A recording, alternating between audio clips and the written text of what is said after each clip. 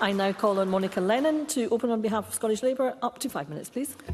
Thank you, Presiding Officer. I'm pleased to speak today on behalf of Scottish Labour. And before I speak about the bill and the amendments that we've passed today, which in large respect are technical, I think it's important to put on record our sympathies and thoughts with the hundreds of people in Spain who've lost their lives, the dead, the missing, the families left behind, and those on the front line of that emergency who are risking their lives to save others. I think the scenes that we've seen in recent days are frankly unbelievable. They're really difficult to witness. So as we talk about these issues today, I think we are all reminded that the climate emergency isn't happening far away, isn't a tomorrow problem, it's a right now problem, and it really is a matter of life or death. So I'm pleased that we have the chance today to talk about our shared passions on how we tackle the climate and nature emergency, but I think we have very real reminders in real time that we can't just talk, we do need action. And I don't think it's a shortage of ideas that's brought us to where we are today with this bill. I think across this Parliament we have colleagues on all benches who are very passionate about addressing the climate and nature emergency, but it's action that we need. And it's bold action we need, it's radical action. It does need to have finance behind it. So in terms of the bill, like others, Scottish Labour, we are frustrated that we're at this point today because we'd much rather be talking about the climate change plan and all the other exciting projects that we need to see. And we know it's not all going to be easy in plain sailing. We know there will be debate about some of the actions that need to happen.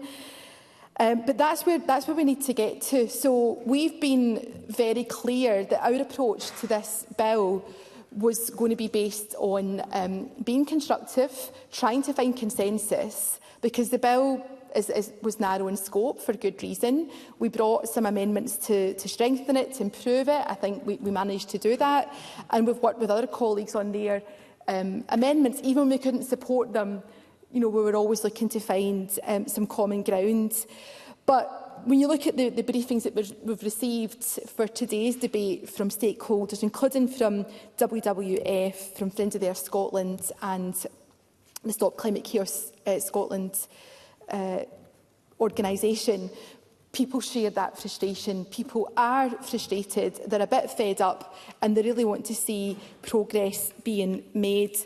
So Scottish Labour will continue to work with the Scottish Government, and I think without embarrassing the Cabinet Secretary too much, it has been quite refreshing to work with Gillian Martin and her officials. I think I know Gillian Martin's cushions and office interior better than I know my own, because we've all been in and out. It's been like a revolving door in recent weeks, and I think we're all a bit exhausted because the committee and other colleagues have worked really hard around the clock. And I think it's important to recognise the effort of government officials, but also officials here in Parliament.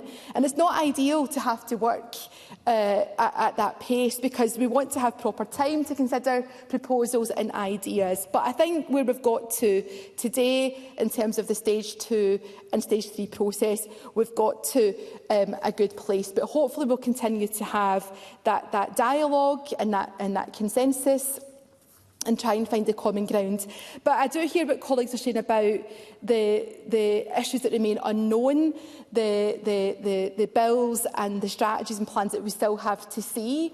And I know they don't all sit with the Cabinet Secretary. So I suppose it's a hint to government as a whole that this needs to be an absolute top priority. That's why we need to see progress on the Heat and Buildings Bill. We need that final energy strategy and just transition plan. We need that action plan to reduce car kilometres by 20% by the end of the decade.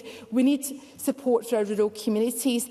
And I think the opportunity here is huge, Presiding Officer, because in closing, if we get the action right and if we make progress, the the gains are not just for the environment, it's for our economy and it's for our communities. This is an environmental, economic and social imperative.